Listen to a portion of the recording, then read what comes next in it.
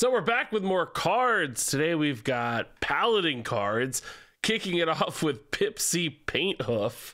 This is quite the Tauren.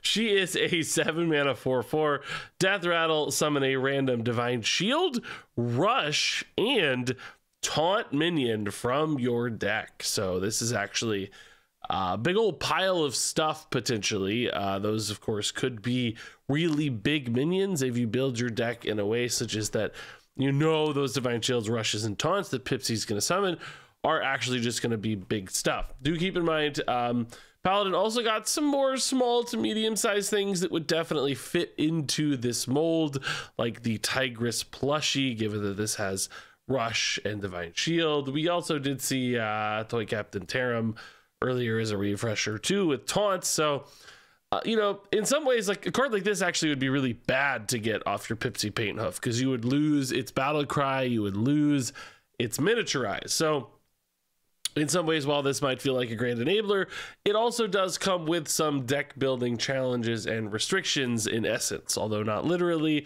you do probably want to avoid cards like Tarim in the same deck as a card like Pipsy Painthoof. You're looking for stuff that's just going to be universally good when summoned off this, and probably bigger and more expensive to help you cheat it out.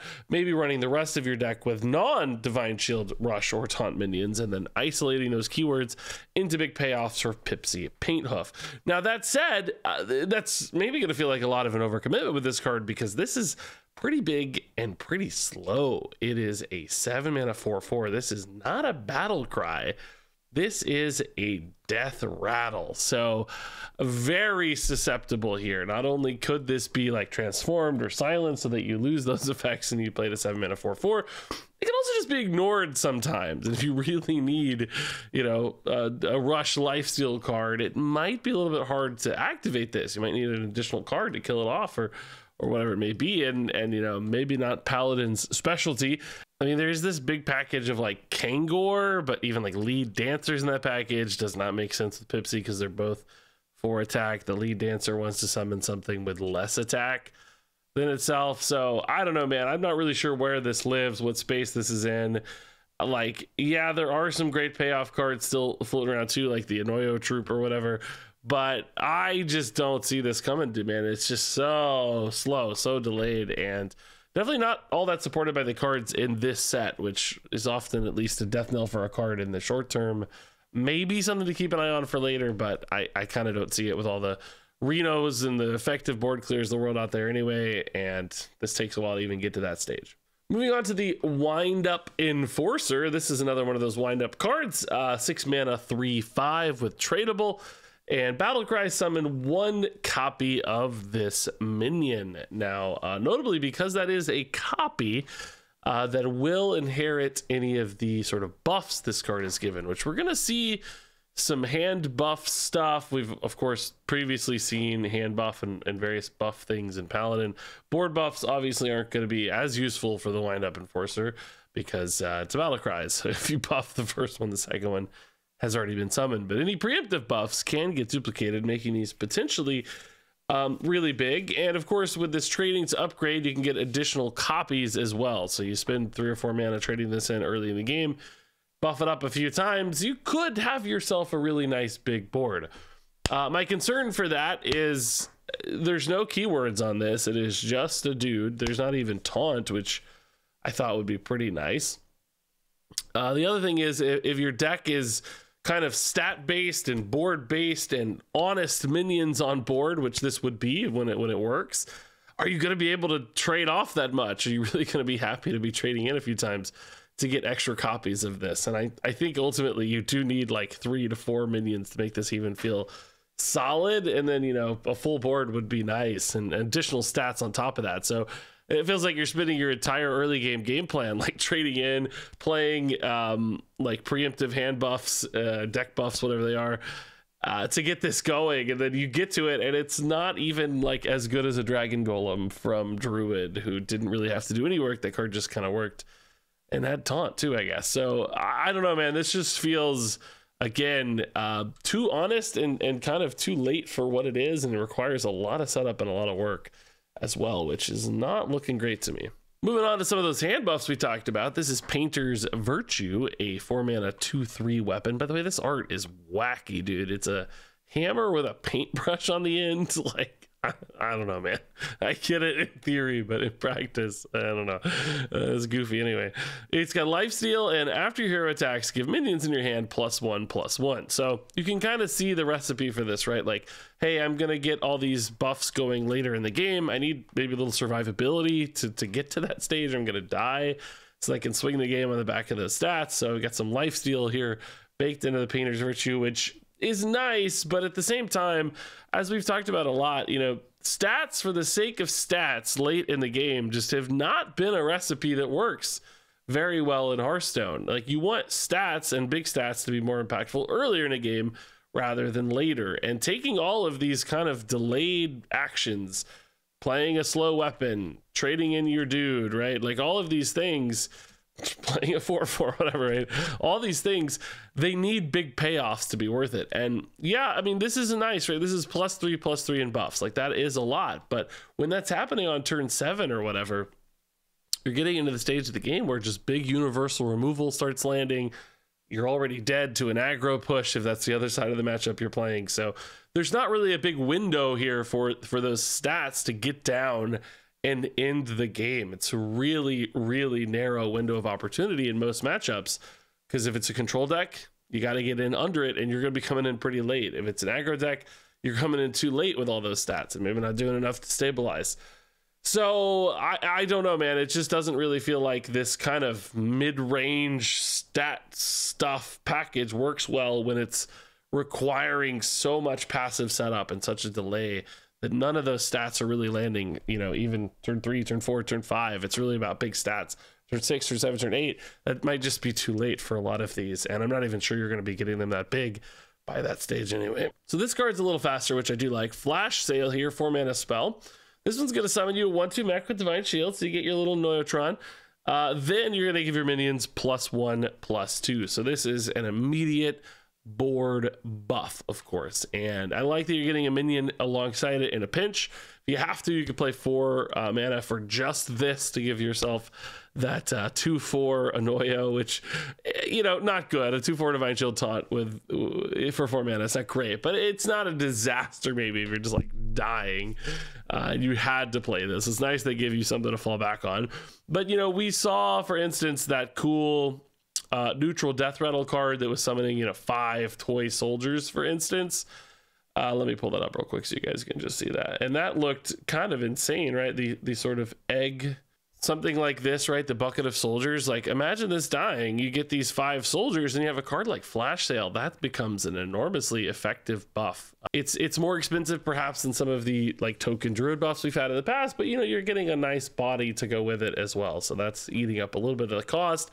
And, you know, this is still really effective, especially when you've got all these like keywords and those sorts of things. So are there going to be scenarios where you can trade in your bucket of soldiers, use it to buff? Maybe your opponent had to kill the bucket of soldiers. You use this to immediately start swinging with all those guys. This feels like that more immediate, more impactful sort of thing we're looking for.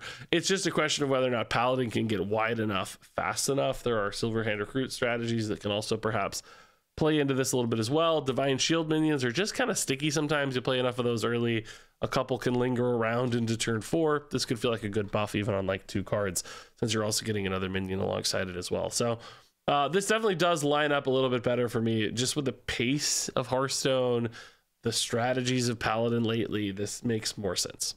We've also got fancy packaging here. This is a 1-mana spell. This one gives a minion with Divine Shield +2/+3. And this is a similar sort of story, right? Much faster, much more board-based, immediate impact kind of card. It is conditional, which that's tough. I think you don't want cards like this to feel dead in hand too much. Like, this is a curve filler. This is a thing that helps you push a lot of efficient stats early. And the fact that it's conditional, if it whiffs, boy, you're going to feel like you're in a bit of a weird spot. And remember that it's not even that the minion had Divine Shield. It has to currently have Divine Shield. So if like you played on a 1-drop, if your opponent pings off the shield, your fancy packaging turns off. You got to play another minion that actually has active Divine Shield to get this going. So I don't want to write this card off because it's just, you know, big stats, or well, not big, but, you know, efficient early game stats, swarmy, aggro-y. That's what Paladin's been doing really well lately. They've of course lost a lot of the kind of early aggressive Divine Shield stuff. Much of that was from like March of the Lich King, I think, but there's still going to be those pieces available for Paladin both now and later. Also just good with cards like the Tigress plushie, like we talked about. Even if it's a little bit less aggressive, you know, this could be like a lifesteal enabler now. Got yourself a bigger Ziliax here on your Tigress plushie for only 4 total mana. So this is efficient. It's just that conditionality might really limit this. Some decks just feel like they don't have enough Divine Shields to make this work, or they can't hit them consistently enough early and this gets cut. Doesn't mean the card's not played, just means it's certainly much more niche in its applications, because some decks just won't be able to afford it at all. Moving on here, we've got the Trinket Artist. This guy is a big old pile of efficiency. He is a 3 mana 2/3 Battlecry. Draw a Divine Shield minion and an aura. And of course, I feel like some people need a recap on the auras. It's a term that we've not really seen, I guess, referenced in a card, but we're going to see another one. We've certainly got lots of auras so far, but I wonder if some people still haven't picked up that it's like a cycle of cards, kind of like secrets. Of course, we have the auras in Paladin, the Inventor's aura. Here, let's just do this so you guys can see them all. We've got our Deputization aura. This one's been pretty popular, right? These are the ones that go up on your hero and stay there for a few turns. Crusader aura has been pretty nuts. You're getting a little spoiler on a card we're going to look at here in a minute. Crafter's aura. So this actually just draws you one of those. Most of these so far have been utilized as, you know, really just Deputization aura and Crusader aura kind of buff enablers, stat enablers in those cases. But you're also getting a Divine Shield minion to go with it as well. So basically 2 tutors. That's just very powerful on a stick. That's, you know, a little understated for 3, but not much, right, for this much card draw. So yeah, you have to imagine a card like this is going to see play in Paladin at some point or another, and therefore Trinket Artist is just too efficient to not make sense somewhere along the way. Hey, speaking of, here's the Crafter's aura, big 7 mana holy spell. At the end of your turn, summon a random 6 cost minion that lasts for 3 turns for this aura. Although we should probably acknowledge before getting into this, we're going to take a look at the Cardboard Golem, which will increase the duration of all your auras by 1. So this could be even more turns. That said, this card has problems to me, man. 7 mana is really expensive, of course. We know that's just an expensive card. Like, you might say, hey, wait, I'm going to get 3 6-cost minions reach. That's 18 mana in value. But of course it's not, because you're getting random 6s that, you know, they're going to have like battle cries and stuff that aren't any good because you're just summoning blind stats. You're very often going to just get like a 5/5 that does nothing. And I'm sorry, but on turn 7, summoning a 5/5 every turn that does nothing is not worth much. You will occasionally get a card that has a nice big effect and feels like it was worth it from a stat standpoint, perhaps even feels like worth 7 mana from time to time. But it's going to be so inconsistent, and it's just going to chip in a little bit of board at that stage of a game. It's going to feel like a little bit anyway. Turn after turn, I just don't think that adds up for enough. Yeah, Arena, I'm sure, loves this sort of thing. Just big piles of minions is exactly how Arena you find success. In Standard, you need more game plans. You need more in conditions. You need more ways to win, and just bonus like 5/5, 6/6s, whatever time, you know, here and there are not going to be good enough. And there's going to be some absolutely colossal low rolls as well. Like, I was just looking, Origami Dragon. Okay, cool. I got a 1/1 Divine Shield lifesteal, which I guess at least it has Divine Shield lifesteal, but ultimately still pretty weak. So I just don't think this feels much like a standard card at all. Maybe if there's some crazy way to cheat it out, you know, maybe you get this down for 3 mana or something, you feel excited about it because those stats can matter a lot in the mid game. But post turn 7, I just think it's too slow. And then finally here we have the Cardboard Golem as teased. This is a 4 mana 4/4 Battlecry. Increase the duration of auras in your hand, deck, and battlefield by 1. And that's cool. I like that we're getting like a direct synergy card for the Cardboard Golem. That's pretty fun. But ultimately, I just don't think most people will think this is worth it. The auras so far in many ways have felt like pretty situational, and like you want them at specific moments. You know, you need to combo them even with specific sorts of plays, and adding an extra durability to them here and there, it's okay, right? Like, it's fine, but you'd maybe rather just play a better 4-drop and keep moving, and, you know, is the sacrifice on your 4-drop here, just getting a meager 4/4 worth it for that aura later when you don't really know that you're going to need that? The game might end before then. You know, you might not have a board left for Crusader aura on that final durability or whatever.